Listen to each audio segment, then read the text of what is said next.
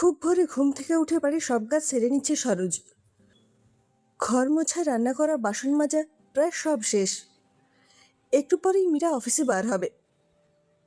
সব কাজ টিফিন তৈরি করে গুছিয়ে দিতে হবে। ছেলে পিকু স্কুলে যাবে, ওর জন্য আবার আলাদা টিফিন। প্রতিদিনই একই রুটিন সরোজের। মীরা অফিসে যাওয়া, ওর ছেলেকে স্কুলে পৌঁছানোর পর একটু শান্তি, একটু নিস্তব্ধতা। নয় টিভিতে সিনেমা দেখা, না হলে মোবাইল ঘেঁটে সময় কাটানো। যতদিন শ্বশুর শাশুড়ি ছিল ততদিন তো একটু নিস্তার ছিল না। এখন বড় মেয়ের কাছে গিয়েছে, তাই নিজের মতো করে থাকতে পারছে। বিকেলে ছেলে স্কুল থেকে ফিরলে আবার তাকে একটু বাইরে খেলতে নিয়ে যেতে হবে, বাইরে পার্কে। সন্ধ্যের সময় রাতের খাবার বানাতে হবে। মীরা অফিস থেকে এসে তারপর বলবে, সারাদিন কি করো? ঘর তো সব অগোছালো, গোছানো নেই, রান্না ভালো হয়নি, ছেলেকে যত্ন নিতে পারো না, ইত্যাদি। তখন মন হয় না আর ঘরে থাকতে সরোজের। মনে হয় তখনই ঘর থেকে বেরিয়ে যেতে, কিন্তু কোথায় যাবে? যাওয়ার কোথাও নেই। পড়াশুনো করে একটা চাকরির চেষ্টাও করেনি কখনো। বাবা মা ভালো চাকরি করা পাত্রী দেখেই মীরার গলায় ঝুলিয়ে দিল। তারপর সংসারে যাবে, সেই থেকে জর্জরিত সরোজ। আজ সরোজ বিকুকে স্কুলে দিয়ে একটা ইন্টারভিউ দিতে যাবে কলকাতারই একটি অফিসে। Naukri.com দেখে যোগাযোগ করেছিল। আজ বুধবার দুপুর 12টার মধ্যে উপস্থিত হতে হবে। তাই সব কাজ চটপট করে শেষ করে ফেলে সরোজ।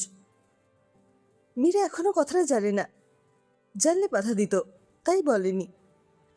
এর আগে বহুবার চাকরির কথা বললে রাগ করত, ঝগড়া করত। ওর পছন্দ না বাইরে কাজ করে সরোজ, তাই এবার চাকরি পেয়ে মীরাকে বলবে ঠিক করেছে সে। কারণ এই জীবনটা তার কাছে বড় একঘেয়েমি হয়ে উঠেছে। 4 দেওয়ারের মধ্যে যেন জেলখানায় বন্দি। বাড়িতে একজন কাজের লোক রেখে দেবে প্রয়োজনে। সরোজ নিজে কিছু করে উপার্জন করতে চায়। মীরা অফিসে বেরিয়ে যাওয়ার পর সরোজ ছেলেকে স্কুলে পৌঁছে দিয়ে বাসে উঠে পড়েছে। হাতে একটা ফাইল, যার মধ্যে গ্র্যাজুয়েশনের মার্কশিট, কখনো কম্পিউটার কোর্স করেছিল তার সার্টিফিকেট আর বায়োডাটা আছে। সে জানে না তার মতো একজনকে অফিসার নেবে কিনা, তবু চেষ্টা করে দেখতে ক্ষতি কি।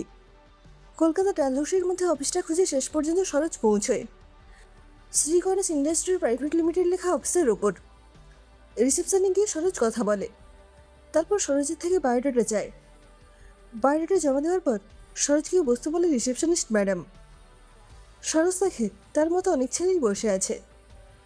সবার বয়সে প্রায় 30 থেকে 35-এর মধ্যে হবে, সরোজের মতোই। 2-3 জনের সঙ্গে কথা বলে জানতে পারল সবাই অবিবাহিত, একমাত্র সে ছাড়া।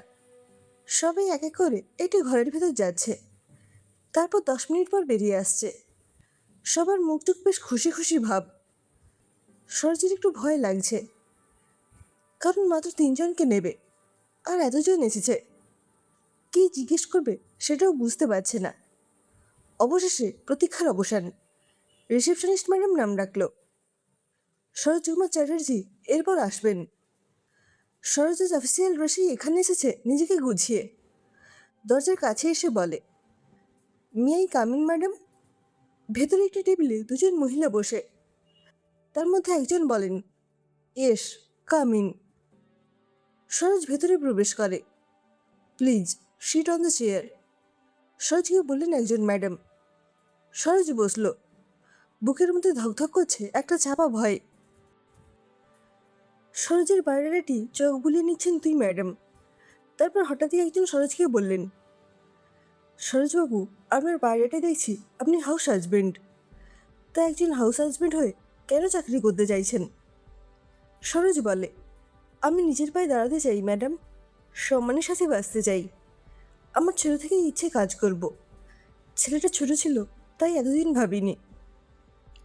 পাশে বসে আরেকজন ম্যাডাম বলে, ও, আপনার একটি সন্তানও আছে? এটা তো উল্লেখ নেই আপনার সিভিতে। দেখুন সরোজবাবু, হাউস হাজবেন্ডদের আমরা এই কাজে প্রাধান্য দিই না, কারণ তার বাড়ি সামলে অফিসে কাজ করতে অনেক সমস্যার সম্মুখীন হয়, আমরা দেখেছি। সরি, আপনি আসতে পারেন সরোজবাবু। সরোজের মাথায় যেন আগুন জ্বলে উঠল এই কথা শুনে। ভাবতে পারিনি যে শুধুমাত্র হাউস হাজবেন্ড বলে চাকরি হবে না। সঙ্গে সঙ্গে উঠে দাঁড়িয়ে বলে ওঠে, ম্যাডাম, হাউস ওয়াইফরা যদি চাকরি করতে পারে তাহলে একজন হাউস হাজব্যান্ড কেন করতে পারবে না? আপনাদের জন্যই ছেলেরা অবহেলিত, শোষিত এই সমাজে। চিৎকার করে বলতে থাকে সরোজ। ম্যাডাম দুজন থামতে বলছেন। প্লিজ সরোজবাবু, আপনি আসতে পারেন। মোবাইলে অ্যালার্মটা বেজে উঠতেই সরোজের চোখ খুলে যায়।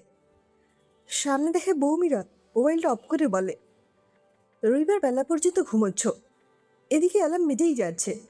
আর কি স্বপ্ন দেখছিলে শুনি? বিজবিজ করে কি বলছিলে? আমি সকাল থেকে খেটে খেটে শেষ। আরও লাট সাহেব বিছানায় শুয়ে শুয়ে স্বপ্ন দেখছেন। সরোজ চারপাশটা দেখে মনে মনে হাসে। বুঝতে পারে সে এতক্ষণ স্বপ্ন দেখছিল। মীরাকে বলে, আমি মুখটা তাড়াতাড়ি ধুয়ে আসছি, তুমি ঝপ করে চাটা নিয়ে এসো।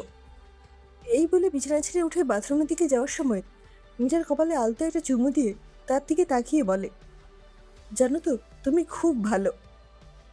মীরা হঠাৎ এইরকম সকাল সকাল প্রশংসা শুনে মুখ ঘুরিয়ে রান্নাঘরের দিকে যেতে যেতে বলে, মরণ দশা, আদিক্ষেতা দেখাচ্ছে।